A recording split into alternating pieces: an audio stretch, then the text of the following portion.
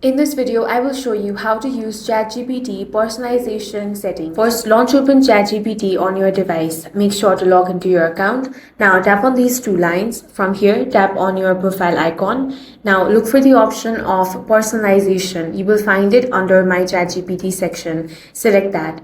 From here, you will be able to customize how ChatGPT responds to you. First, you can select the base style and tone. Select that option. You can select from options such as professional, friendly, candid, quirky, efficient, or cynical. Select your preferred one from here. Next, add characteristics. Tap on this option. Select whichever you prefer. You can select from options such as warm, enthusiastic, headers, and list and emojis. Select your preferred one. You can also toggle on the option of fast answers if you want that.